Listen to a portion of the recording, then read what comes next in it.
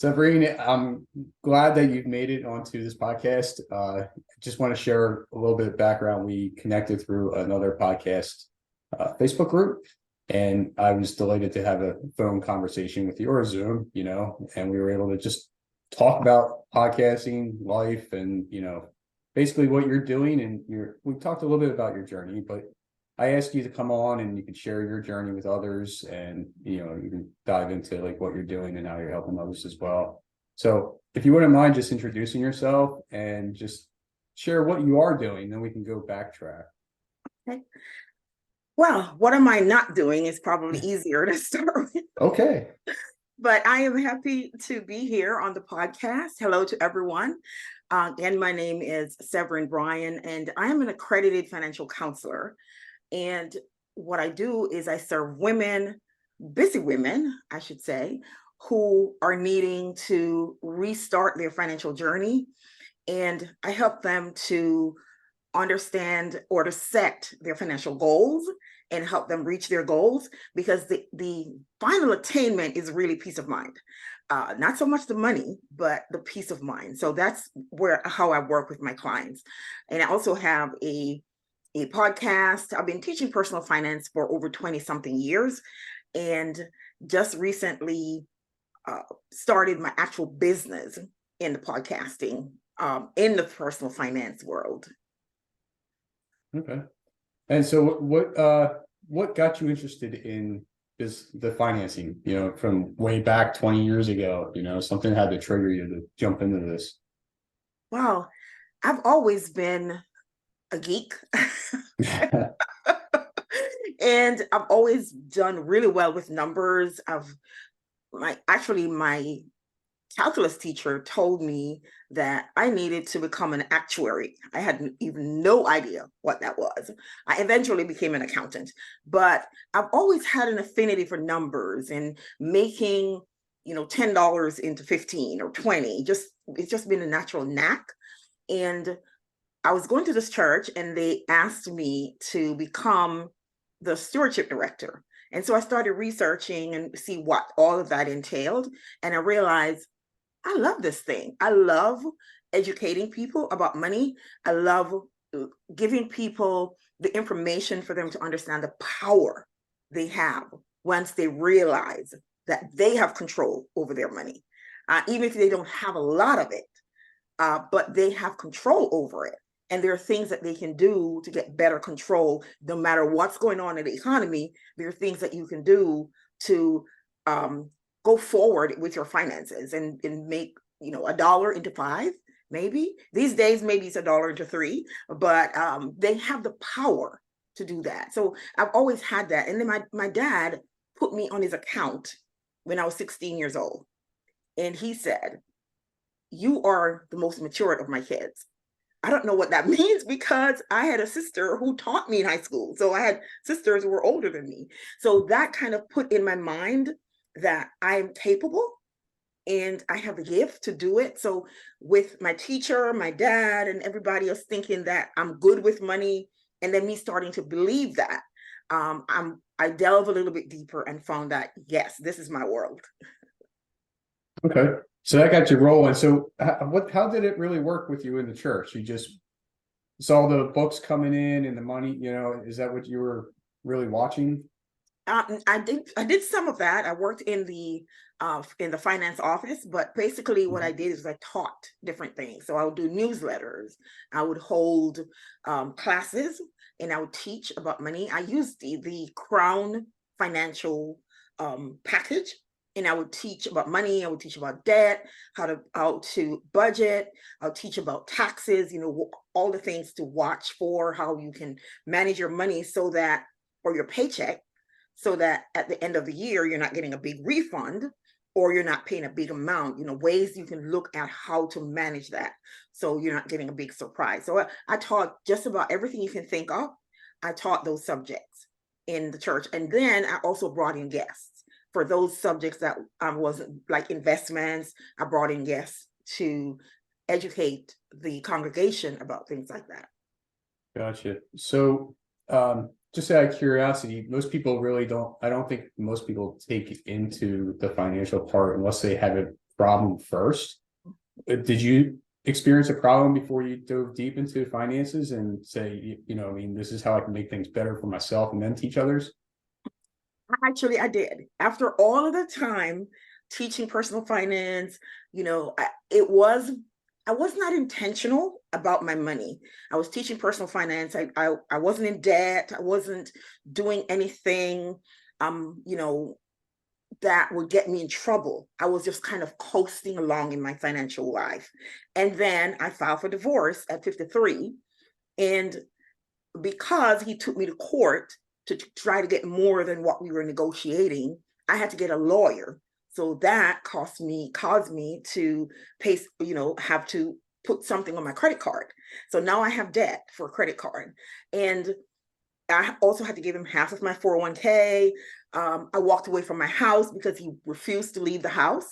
And so I walked away from the house and rented a house for me and my daughter. So that messed up my credit. So all of those things. So now I had to apply the things I've been teaching all this time. I had to become much more intentional in applying those things. And after several years, I rebounded. So that's why I know it works. And that's why I'm so passionate about doing the small things, nothing big. You don't have to save $1 million. You can start with 5, because I know Right. the little things work, the little steps work. So yes, that was my hiccup. And I look back and I'm thinking, I was upset at first because I worked really hard to make sure my credit scores are okay. Make sure that I have on-time payment, have all of these things. And then here it is. I'm doing what I'm supposed to do, and this happened. But it happened for a reason. It happened so I could have empathy for those who are going through things where 5 years ago I probably would have said, how could you make this much money in this job and you're not saving anything? That probably would have been my approach. But now I realize things happen. And so how can I use my story, use my education? Because not only did I do that at church and went through that and rebuild my finances, but I also went back to school and got my accredited financial counselor certification because I wanted to have the experience what I taught myself at the church, the experience that I have, plus the education, and be able to help people or to serve in that capacity and give people hope that there is a way to rebuild your finances. But yeah, there's always a way, right? Um, so I'm just curious, how old was I think you said your daughter? Mm-hmm. Yeah, Uh, she was in high school. Okay. I'd have to do some math to remember what age she Yeah, was. yeah, yeah. No, yeah. So my question would be, did she saw the transition of you going through the divorce and everything and having to change your mindset with money and everything and build up to where you are today, wherever that is, right? So as a mother, are you able to tell a difference between her then and now, and maybe she's got the habits that you're doing as well? Well, my daughter is I'm more of a type A. My daughter is more of a type Z if they existed. She's just very, very laid back. But one thing, I don't think she was, because I try to shield her from those things. I made sure she had what she needed.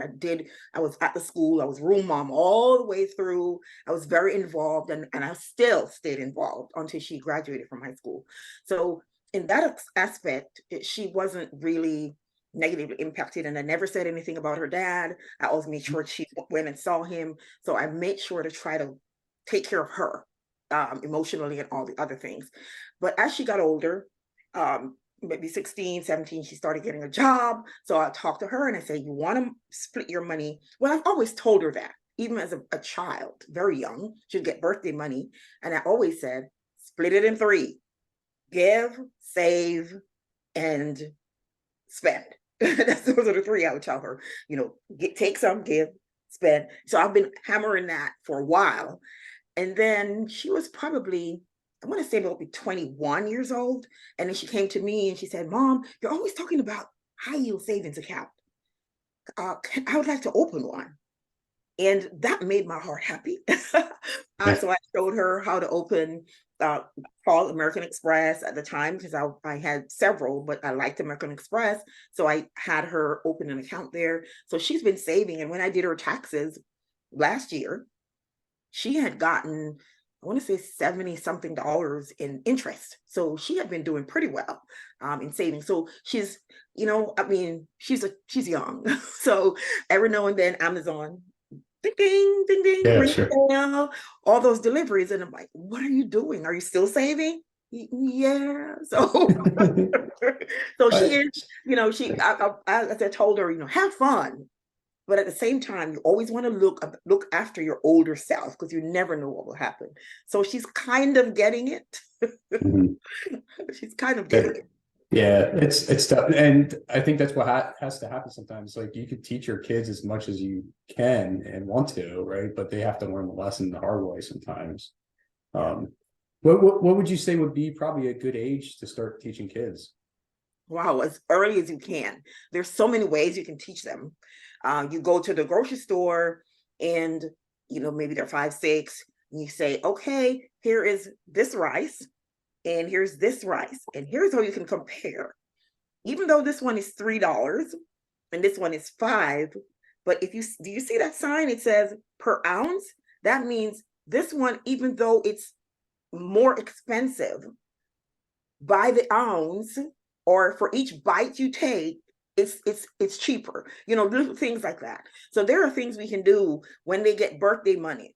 You can talk to them about, okay, so you want to save for, I don't know what kids save for these days, a video game, and grandma gave you $20. How much is a video game? And they may say, oh, it's $150. Okay, so let's see how we can start saving. How much more do you need? Just little conversations. It doesn't have to be, okay, it's time to talk about money. It's just the everyday things that we do. How can we make those lessons into things that they can learn about money, so they're not fearing money? They're not thinking money is this thing I have to set aside a time and stress and sweat about it. It's part of life, and I can incorporate it into my everyday decision. Um, so I have 2 children, and I would consider one a saver, one a spender at the moment. Uh, so I mean, how can somebody, not just kids, but how can somebody like break the cycle from spending, I guess would be the worst thing all the time, right? To becoming more of a saver. Yeah. Okay. So I'm an excessive saver, but that's not all good. Because we want balance. Okay. Um, and some of the things that I do, especially in my practice, is I do these quizzes. I do a thing called money habitudes, and I also do a test where you can determine what your money type is. What type are you? And then what are the things that you can do to bring balance to that?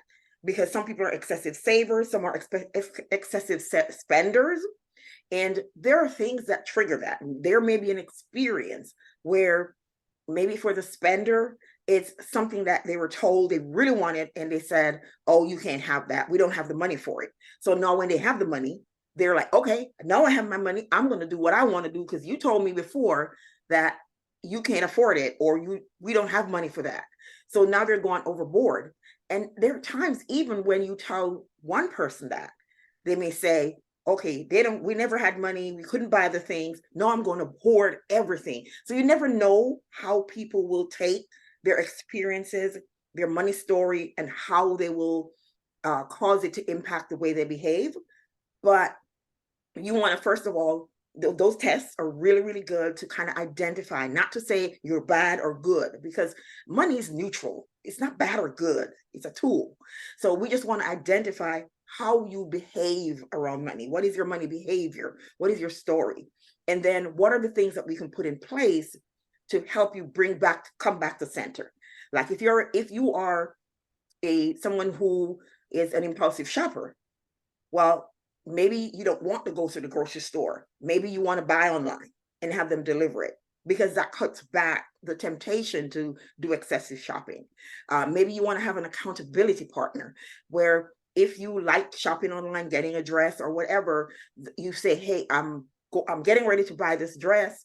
And then you can talk it out with your accountability partner. Just different things you're not changing your personality, but you're putting things in place to help you come back to center of whatever that, extra thing is that you are, whether you're extra saver or extra spender. Yeah, you're trying to prepare yourself, right? I like the accountability part as what you said. Most people, I would think, with finances wouldn't be reaching out to people because they're ashamed of where they are, because they put themselves in that spot probably for the most part. So I mean, yeah, for you, I guess, and for people you've helped along the way, when do you feel like these people reach out to you? I mean, is it like at the darkest of the moments, or maybe they reach a peak where they're making more money or something like that, and they don't know what to do with it?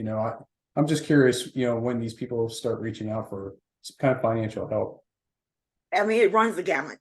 It could be somebody who just got a job and decided, okay, I want to start off right. So help me figure out how to spend my money. What are the best ways to, maybe even just got a job offer and they want to help to negotiate the job offer. So it runs the gamut of somebody who is now on their last rope and need to figure out some strategies versus and it could be somebody who just wants just some pointers. They already are doing some things, but they just want to make sure they're on the right path. So there's just no one set or one type of personality who comes to me. But what I would say to those who are listening, there is no reason to be ashamed of making financial mistakes. One of the reasons I share my story is because I want people to understand that even if you know what to do, it doesn't mean that you're going to always do the right thing, quote unquote. We all make mistakes. We all make financial mistakes. I don't care who you are.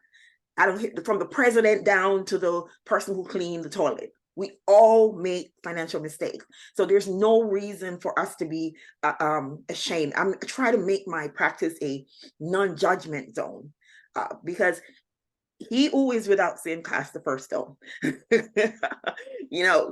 There's no reason to be ashamed. So own up to the fact that, what, I made this mistake, or I did this thing that now is derailing my finances. Catch it as quickly as you can so that you can correct it. And don't be concerned. Try not to be concerned. I'll say try not to be concerned because we're so influenced by the things we see, our friends and all of that. Try not to be so concerned about what society says you should do. At 30, you're supposed to have the house and the 2.5 kids and the picket fence and all of that. But personal finance is personal for a reason. Everybody situation and story is going to be different. So if you're listening, please don't be ashamed. Find somebody you trust and talk to them and get the help you need. And because again, you'd be surprised how many people are in the same position that you think have it together. And don't be afraid because you're not alone. Yeah, no, that's a great point. I liked how you said about society, like saying you should be here at this age and whatever. And that's so true. Like everybody starts to think like, oh wait, you have how much debt? What the hell's wrong with you? At what age, for what reason, it doesn't matter. But people think like that, So with that being said, you had somewhat of a mindset shift when you went through a divorce. What do you do to help your clients come, when they come to you? What do you do as like trying to help them with their mindset shift, like looking at a different, because it's different, like it's a totally different avenue than what they're used to. So I mean, there's got to be I would imagine there's some kind of process you start with. Yeah, I try to make sure, first of all, that they understand, what their money story, what maybe the influences that are making you make a choice versus another. But at the same time, what is your goal? We want to dig deep into what it is that you want to achieve. What is your goal? Because a lot of people will say, oh, I just want to have a budget. But having a budget and not having the right mindset in terms of how you look at your money, a month or two later, you're gonna abandon that budget. So I try to make people understand, or try to work with people to let them understand their underlying reason. What is your reason for wanting to do this? Why do you want to fix your budget? Why do you want to fix your money? And that is not to go on vacation. Well, it shouldn't be, because then when the vacation is over, what happens? It has to be something that's deeper. So we want to figure out what your why is, what's driving you, and then we want to figure out what are the strategies that we can put in place to ensure that you realize your why. Now we work on the what, and we work on the when and how to get you to your why. I mean, and there's no set process. They say everybody that comes in start here. It all depends on what your goals are and where you are in your planning process, and what it is that once we've identified your money story, so to speak, and the things that you might, the support that you might need to achieve your goal, then we'll work on that based on the goals that you've identified and how you behave around money, and the guardrails that we can put in place for you to reach your goals. The way I handle my money is so different from my daughter's. I'm very anal. I'm always balancing my account. I'm always making sure I know where every money is to the penny. My daughter is a different story. So I could not approach her if I'm going to if I'm going to work with her, then I'm going to have to, I can't do the rigid rules like, budget, you got to track your money.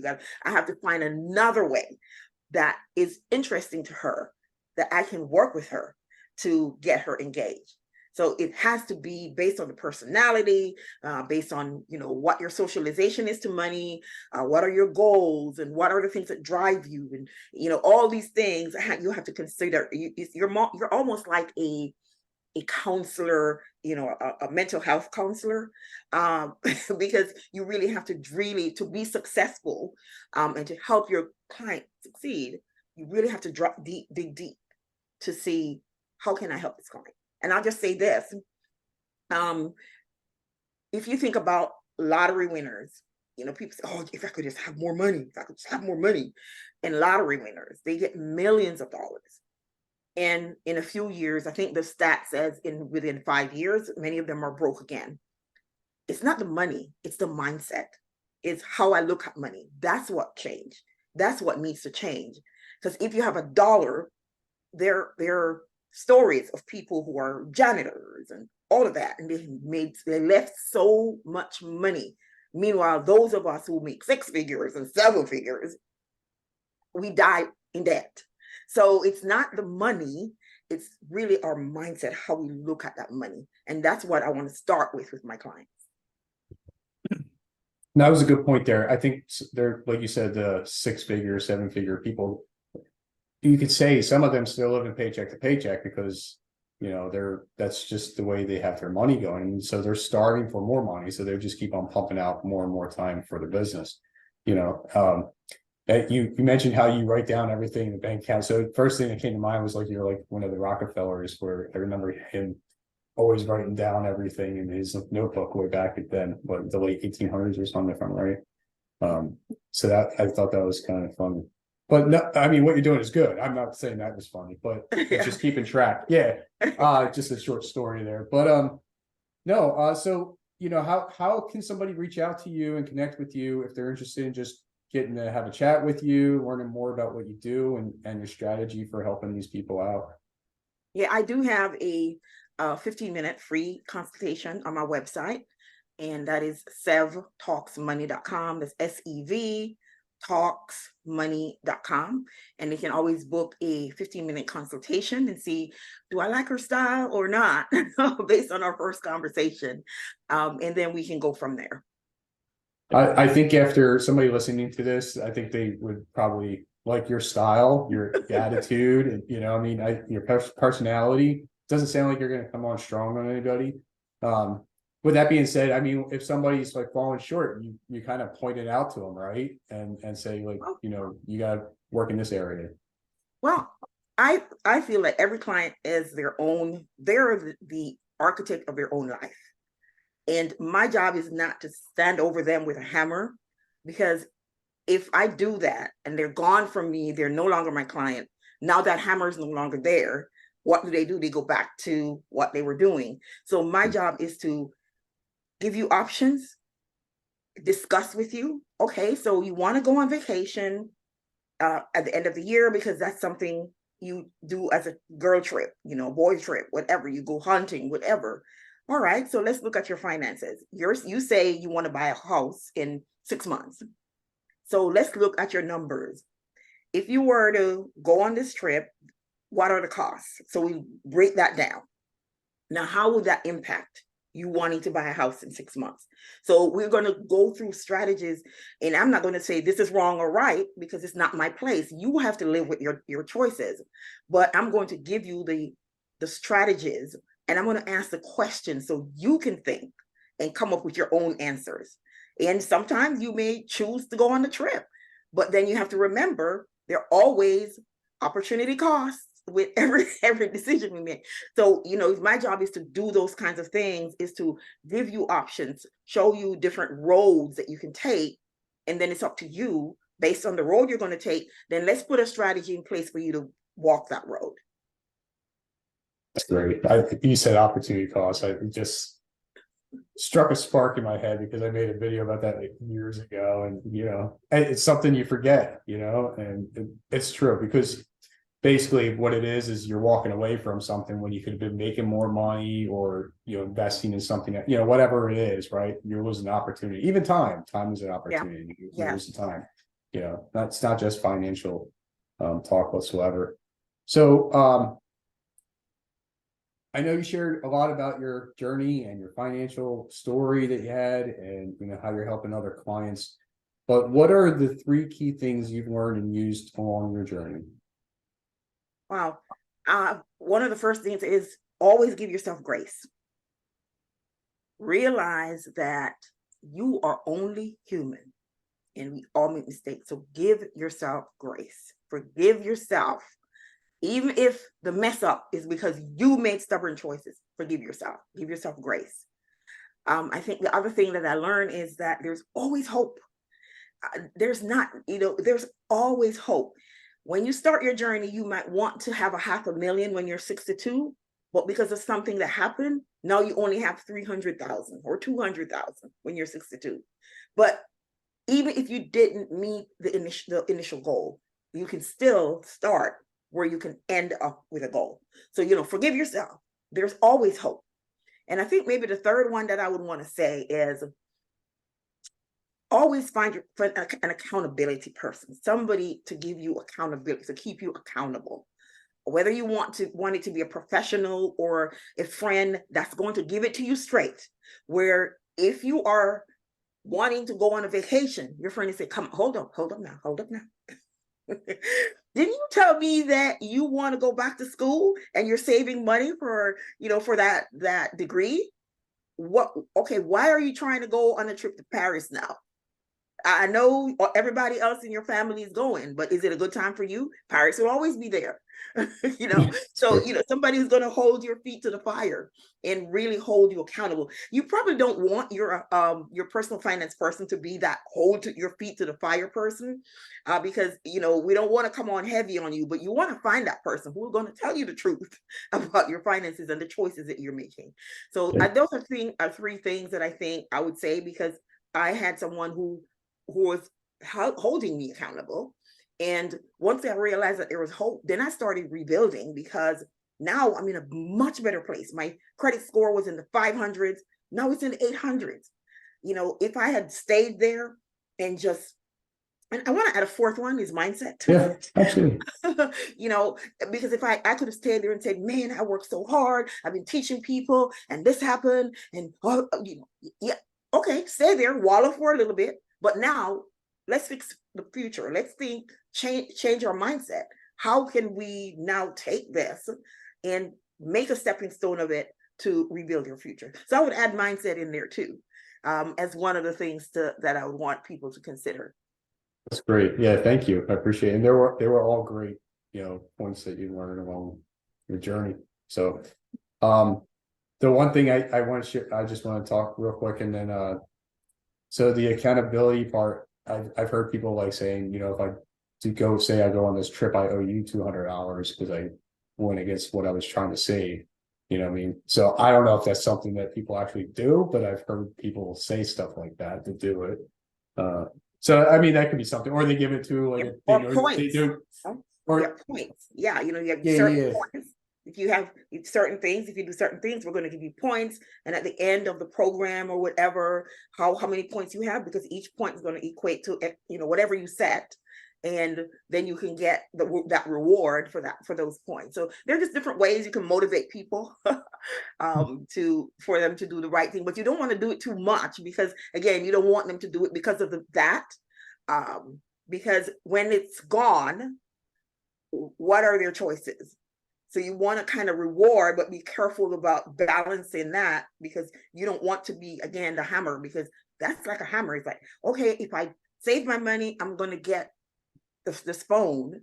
So, okay, you've gotten the phone. So are you going to still save? You know, yeah. so put things in place to build the habits that you want them to develop. And even though you're rewarding, but you really want to focus on the habits, getting those good habits in. That's a great point. Thank you. I appreciate it. It was great to have you on, and I enjoyed you sharing your journey with everybody else. Yeah, it's my pleasure. I love talking about money. I know, I could tell.